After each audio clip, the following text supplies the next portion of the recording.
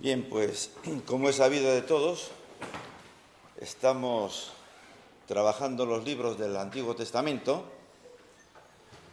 y lo estamos haciendo desde una posición como si subimos al monte de la Guía o ahí a Puxeiros para ver la ciudad de Vigo.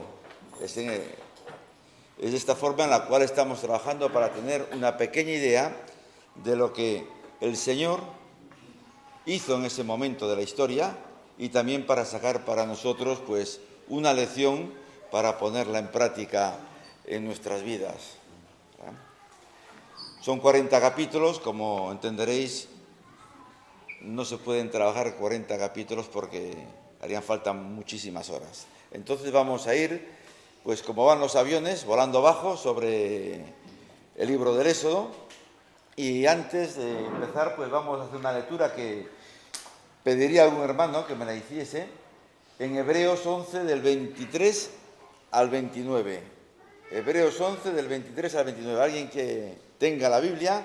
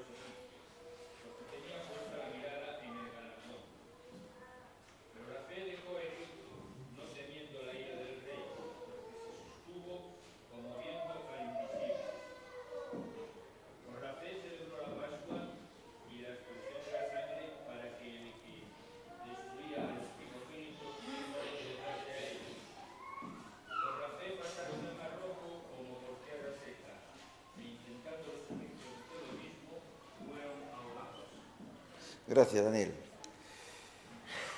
Bien, pues lo primero que vamos a ver es el autor, y el autor de este libro pues es Moisés, y la fecha pues más o menos habla del 1445, y además en el mismo texto, en el capítulo 24, versículo 4, dice: y Moisés, es uno de los varios textos que hay en la palabra de Dios que ratifican que fue Moisés quien ha escrito, y Moisés escribió todas las palabras de Jehová.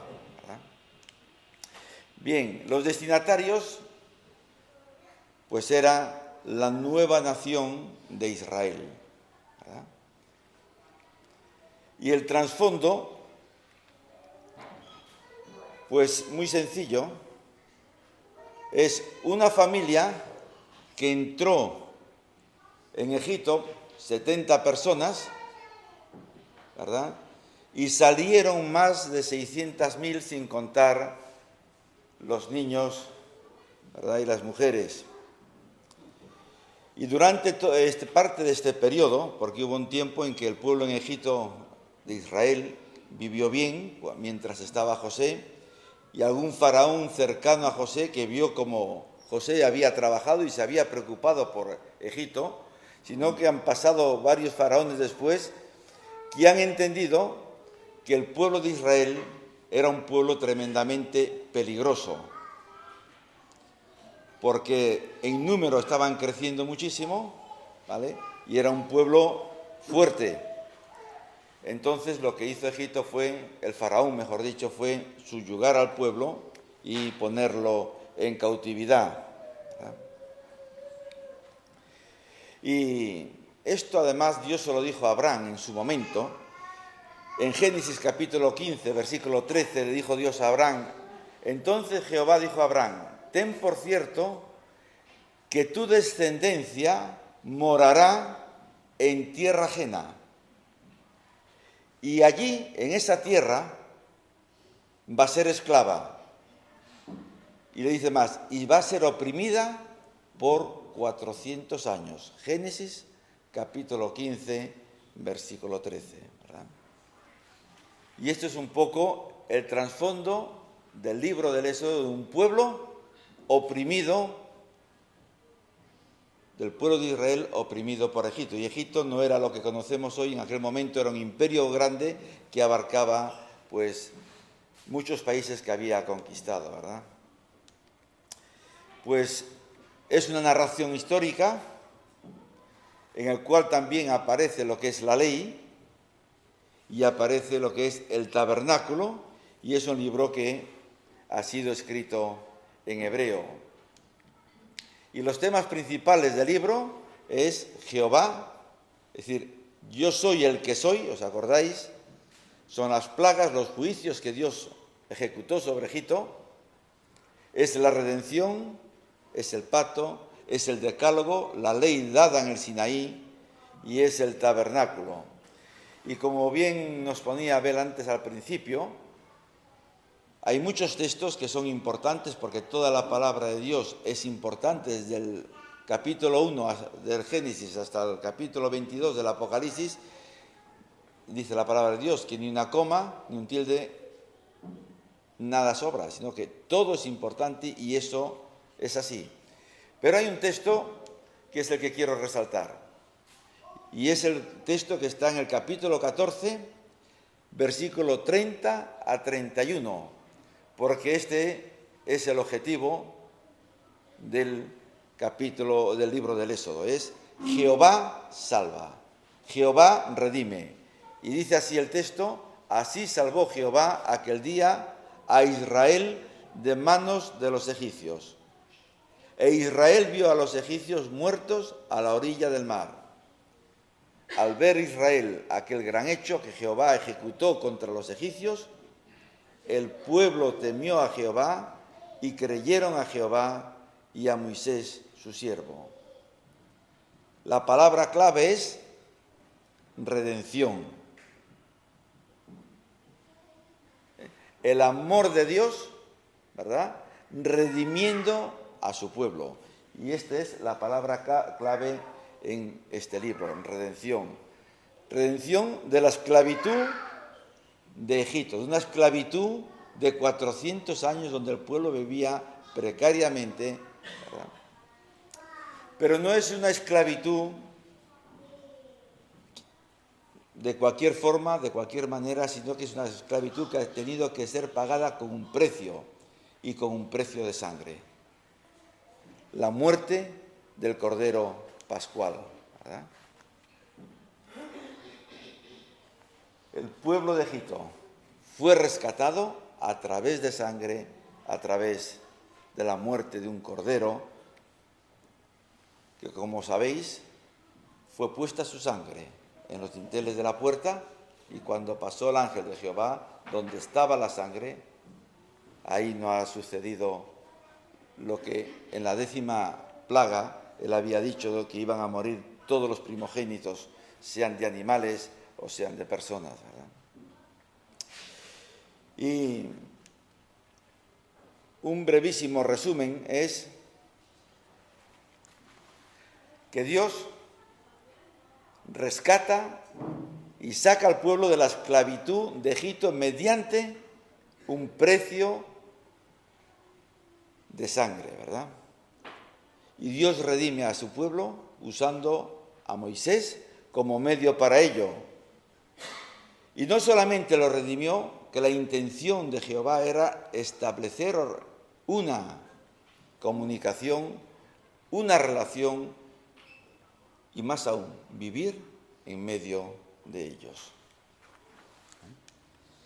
El gran héroe de este libro, pues es Moisés. Y hay algo que Moody dijo acerca de Moisés y que me gusta un montón, ¿verdad? Y lo voy a compartir con vosotros. Moody dijo que Moisés se pasó 40 años pensando que era alguien. Y eso es cierto, porque fue un hombre que estaba en la corte egipcia, un hombre formado en las mejores universidades, con los mejores profesores de aquel tiempo, y un hombre muy capacitado y un hombre de éxito. ¿Verdad? Por si veis la historia, Moisés cosechó éxitos en guerras. ¿Verdad? Y era normal que él se creyera pues una persona importante. A cualquiera nos pasaría, ¿eh? A cualquiera nos pasaría. Después dice Moody que los otros 40 años se los pasó aprendiendo que no era nadie. ¿Habéis entendido? 40 años aprendiendo que era alguien. En el momento en que está convencido de que él es alguien importante dentro de la nobleza y del ejercicio de gobierno en Egipto, ahora tiene que hacer un reset y empezar a aprender que no era nada. Y poneros un poco en la situación. Y después se pasó los otros 40 últimos años de su vida aprendiendo lo que Dios puede hacer con alguien que no es nadie. Lo que Dios puede hacer con alguien que no es nadie. Éxodo revela a Dios como Redentor, porque Dios es un Dios de amor y porque Él toma la iniciativa de salvar, de redimir a su pueblo de esa esclavitud. El gran héroe Moisés, ¿vale?, como hemos visto, pensando que era alguien, aprendiendo que no era nadie y al final descubriendo lo que Dios puede hacer con alguien que no es nadie. Lo segundo importante que vemos en este libro, pues, es el Decálogo, la ley dada en el Sinaí. ¿Y para qué? Para que el pueblo supiese cómo debía de agradar a Dios. Y Dios manifiesta, le dice al pueblo cómo quiere que el pueblo haga las cosas para que sea un pueblo fiel, para que sea un pueblo que honre a Dios. Y tanto Moisés como el Cordero prefiguran al Señor Jesucristo. Y también hay otro tema importante en el libro, que es el tabernáculo, ¿verdad?, como lugar de morada visible de la gloria de Dios. Simboliza la gloria de Dios, la presencia de Jehová en medio de su pueblo. Y cuando os acordáis del hecho de que Moisés subió al monte, el pueblo veía que Moisés tardaba en bajar y le dicen a su hermano Aarón, haznos un becerro, ¿verdad? Dice Éxodo capítulo 33, versículo 7, que Moisés sacó fuera del campamento, el tabernáculo, simbolizando así el alejamiento de Dios. Dios no tolera ni puede ver el pecado. Por eso le dio ese decálogo para mantener una relación perfecta y constante con su Redentor. Bien, pues vamos un poco hacia nosotros, porque esto es un poquito así por el aire, y qué es lo que nos enseña, lo que nos dice este libro a nosotros. Pensamos mucho, ¿quiénes somos nosotros? ¿Verdad? Y me acuerda, pues, ese texto del salmista que dice, ¿quién es el hombre o qué es el hombre? ¿Quiénes somos nosotros? ¿Verdad? ¿Quiénes somos nosotros? Si hacemos una encuesta, van a salir muchas cosas en esta encuesta. Van a salir muchos currículos y grandes currículos, ¿verdad? Pero este libro, a través de Moisés, nos enseña a reflexionar delante de Dios quiénes somos nosotros. ¿Quiénes somos? ¿Quién eres? ¿Quién soy? ¿Verdad? Aprendemos también que no somos nada. Realmente no somos nada. La fragilidad de la vida lo manifiesta constantemente. No somos nada. ¿Verdad? Absolutamente nada. Y también aprendemos a descubrir lo que Dios puede hacer a través de nosotros, de nuestra debilidad, de vasos de barro, que al menor golpe o al menor cambio de temperatura, ¡pac!, se rompe. Son 3 lecciones que nos ayudan en esta mañana a reflexionar para ejecutar en nuestra vida. ¿Quién soy? ¿Quién soy? ¿Vale? ¿Y qué es lo que Dios puede hacer a través de mi vida? No lo que yo puedo hacer para ayudarle a Dios a conseguir mejor las cosas, sino lo que Él puede hacer a través de mi fragilidad, de mi incapacidad, ¿vale?, pensando, aprendiendo y descubriendo.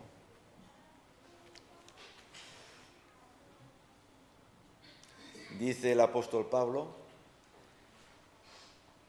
pero gracias a lo que Cristo hizo en mí, ahora pienso que no vale la pena lo que antes consideré de valor.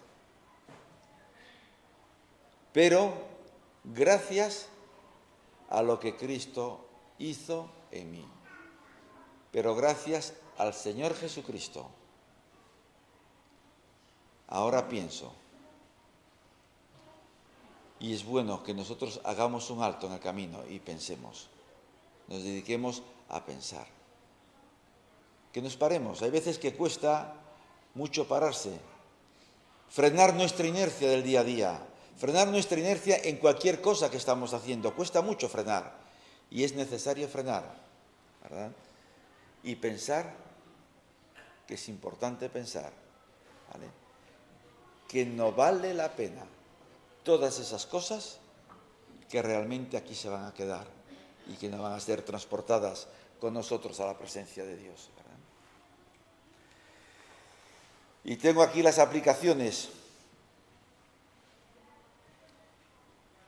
El gran héroe en eso es el mismo Dios, es el mismo Jehová, usando a Moisés, y el gran héroe es el Mesías, Dios hecho hombre, venido a este mundo a morir en una cruz.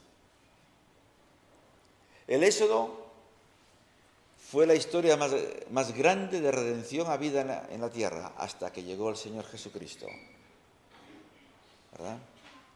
Y Él manifestó su amor por cada uno de nosotros. Y como dice el apóstol Pablo, aunque Cristo siempre fue igual a Dios, no insistió en esa igualdad. Al contrario, renunció a esa igualdad y se hizo igual a nosotros, haciéndose esclavo de todos. Como hombre se humilló a sí mismo y obedeció a Dios hasta la muerte y murió clavado en una cruz. Filipenses capítulo 2, versículos del 5 al 8. La primera aplicación que sacamos de aquí es que nosotros hemos sido también redimidos por la muerte, no ya de un cordero, de un animal sin mancha, sino por la muerte de Dios hecho hombre, en la persona de Jesucristo, entregando su vida para que tú y yo pudiésemos ser redimidos y justificados delante de Dios. Y de esta manera, Dios nos acepta como hijos. Segunda aplicación que podemos sacar es que Dios le dio al pueblo la ley, el decálogo de cómo quería que el pueblo se comportase y cómo quería que esa relación fuese una relación viva, auténtica, eficaz, sin tropiezos, ¿verdad? Y Dios también nos da a nosotros su palabra para que nosotros la estudiemos y la apliquemos a nuestra vida. Y Él recoge toda su palabra, la recoge en 2 versículos, en 3 versículos, mejor dicho, que están en Marcos, capítulo 12, 29, 30 y 31. Dice que amaremos a Dios de todo corazón, con toda nuestra alma, con todas nuestras fuerzas, y a nuestro prójimo como a nosotros mismos. No es una teoría, no son palabras para un epitafio, no son palabras para poner en una esquela, son palabras para vivir nuestra vida de cada día. Amar a Dios sobre todas las cosas y a nuestro prójimo como a nosotros mismos. Y esto es lo que realmente dice Dios que a Él agrada y manifiesta y hace que ese vínculo con Dios sea un vínculo fiable y auténtico, ¿verdad? Y como Baluja dijo en su momento cuando estaba aquí con los 10 mandamientos, y hay una frase que aún la repitió hace muy poco, esto nos ayuda a tomar a Dios en serio. Y es una frase que desde el momento en que la dijo me ha quedado grabada, porque en nuestra vida de cada día no nos tomamos a Dios en serio. No vivimos a Dios, no experimentamos a Dios, solamente cuando nos surgen pequeños o grandes problemas es cuando echamos las manos a la cabeza, nos acordamos de Dios, le llamamos a nuestros hermanos y le decimos, orad por mí, por esto, por esto, por esto, por esto. Y yo donde estaba antes, ¿verdad? Tomarnos a Dios en serio. Porque estos textos que hemos leído, amar a Dios con todo nuestro corazón, con toda nuestra alma y con toda nuestra mente, tiene que ver con nuestra entrega y con nuestra lealtad a Dios. ¿Verdad? Dios, una de las cosas que dice en el Decálogo es, no tendrás dioses ajenos. No tendrás cosas más importantes que yo en tu vida. Y si nos paramos y lo pensamos, seguro que empezaremos a escribir cosas que sí son más importantes que Dios en nuestra vida. Entonces, el amar a Dios con toda nuestra alma, con toda nuestra mente y con todo nuestro corazón se corta, porque hay cosas más importantes que interfieren en nuestra relación, en esta lealtad y entrega a Dios. Habla también de confianza y de respeto a Dios, ¿verdad? Porque amamos a Dios porque Él nos amó primero. Amamos a Dios porque Él es el creador de nuestro universo. Y amamos a Dios porque, como decía antes, Él nos amó primero y dio a su Hijo, el Señor Jesucristo, para que muriese en una cruz. Nos ha rescatado, nos ha redimido como ha redimido al pueblo de la esclavitud de Egipto. Y amar a Dios con toda nuestra alma, con todo nuestro corazón, es darnos a los demás, es rendirnos, es ese impulso de entrega, de rendirnos los unos a los otros sin esperar o tener nada a cambio.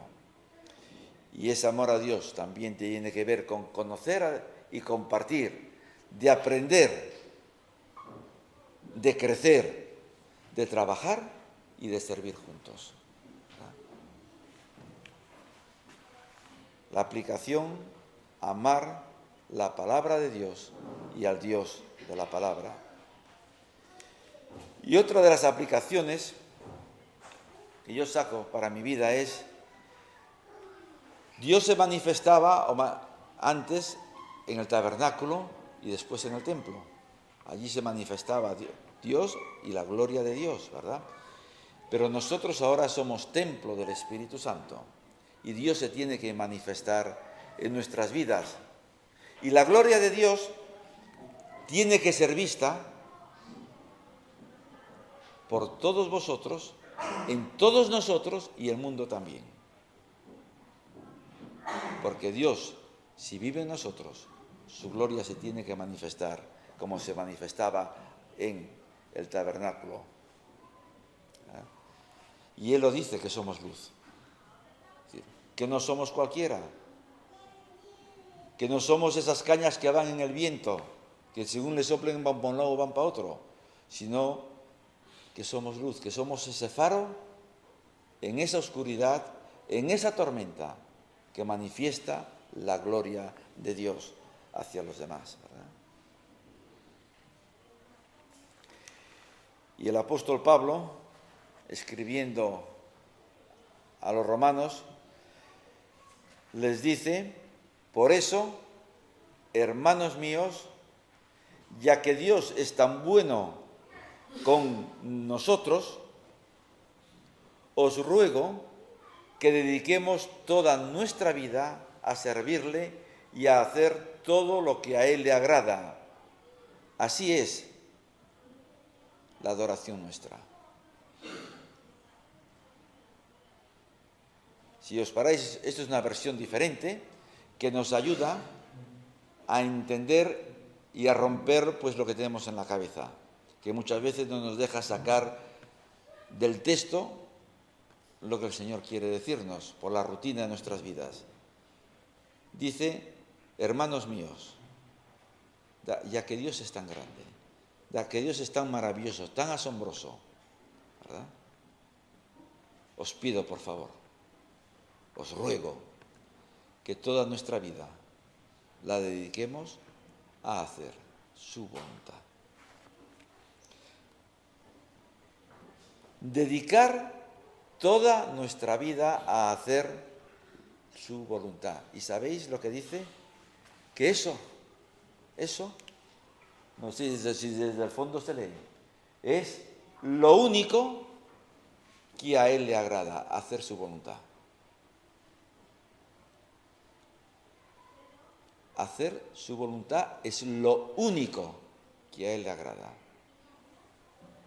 Y es bueno que nos paremos en esto, que reflexionemos, que meditemos, que nos quedemos aquí. Hacer su voluntad es lo único que a Él le agrada. Y eso lo vemos a través de la historia. Lo vemos a través del pueblo de Israel. Y Dios se lo prometió así al pueblo de Israel: si me amáis, vais a triunfar. Si no me amáis, yo me apartaré, me alejaré de vosotros. Y hicieron lo que es los picos del Serrón. Cuando estaban en lo hondo, allá en lo profundo, clamaban a Dios. Dios los rescataba. Cuando estaban arriba, decían: Señor, ya no me sirves. Yo ya soy un fenómeno. Ya tengo mi máster, ya sé lo que tengo que hacer y ya no te necesito. Automáticamente volvían a bajar. ¿Verdad? Y por eso tengo esto como lección de este libro. Porque el pueblo de Israel vio los milagros de Dios. Vio los milagros de Dios, como Dios durante no sé cuánto tiempo fue castigando al faraón para que dejase salir al pueblo. Vio como a través del Cordero Pascual, de la muerte de ese animal inocente sin culpa, no solamente no mató a ningún primogénito de Israel, sino que los liberó de la esclavitud de Egipto. Y no los liberó con las manos vacías, porque el tabernáculo donde Dios se manifestaba fue construido con todo lo que los egipcios le dieron y lo que pudieron encontrar a través del desierto. Eso es cuando Dios hace las cosas en su poder y cuando el pueblo pues hace lo que Dios quiere que haga, ¿verdad? Y cuando así no lo hacía, ya sabéis lo que pasó. Y un viaje de pocos meses se transformó en 40 años de sufrimiento y de dolor. Por eso es un libro que nos enseña que Dios es bueno, que Dios nos da más de lo que merecemos, que nos enseña que nuestra vida esté dedicada a Dios en su totalidad, no partes de nuestra vida, no áreas. Es decir, como hoy es domingo y la reunión arranca a las 11 menos 5 y acaba a la 1, pues es el tiempo que le voy a dedicar a Dios. Puede dedicarle, no sé, pero Dios quiere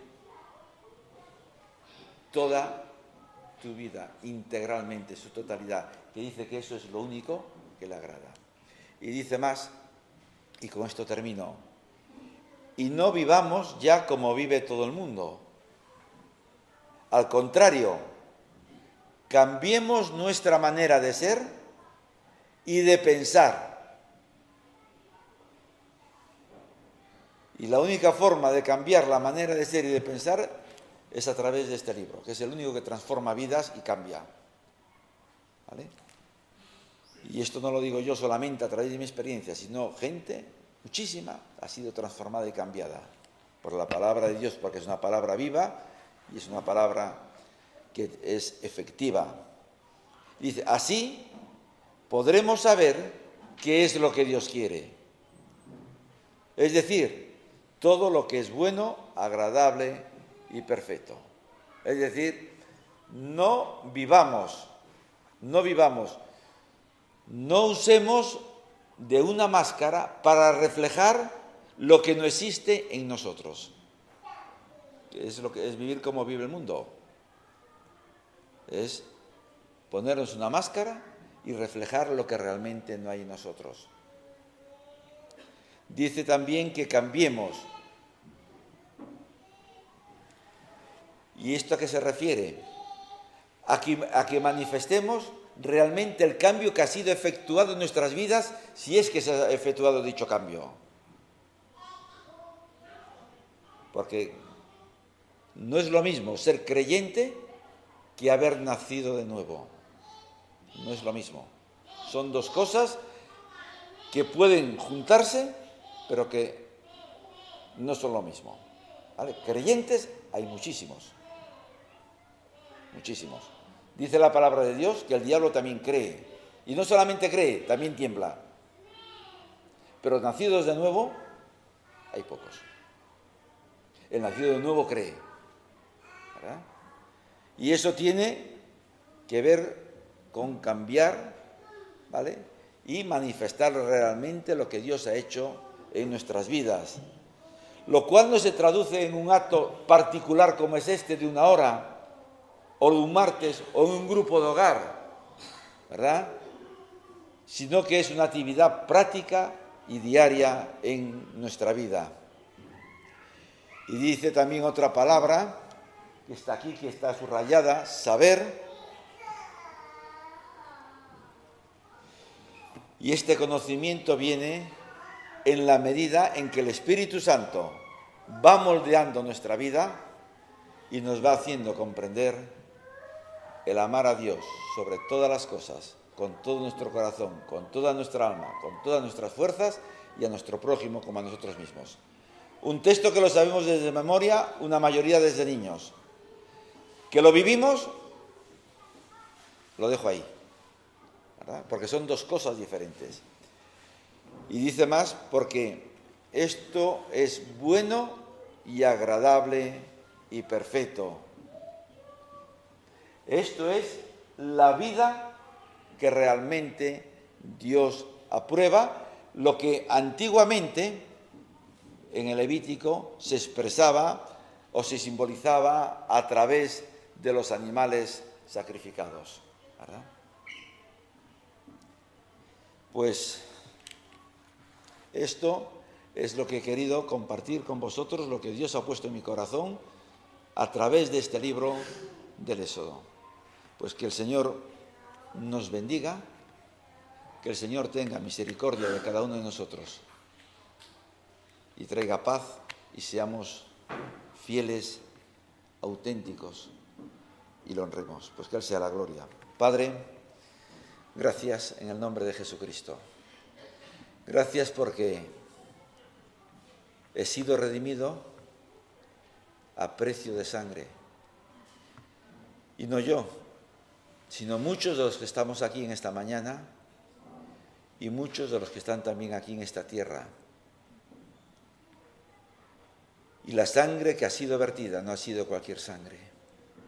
No ha sido la sangre de un animalito pequeño, sino que ha sido la sangre del Hijo de Dios. Una sangre que jamás sabremos el valor altísimo que ha sido derramada para nosotros. Y por eso, Dios, pues quiero pedirte que tú perdones mi pecado y que perdones el pecado de cada uno de los que estamos aquí en esta sala. Que tú nos hagas pensar en esa redención, que tú nos hagas pensar en ese peregrinaje, que tú nos hagas pensar en cómo quieres que vivamos ese peregrinaje, cómo quieres que te honremos, cómo quieres que dediquemos tu vida a ti, para que tú puedas ser manifestado en este templo que somos cada uno de nosotros, donde el Espíritu Santo vive, y que así te honremos. En el nombre de Jesucristo, al cual sea honra y gloria por los siglos de los siglos. Aleluya. Amén.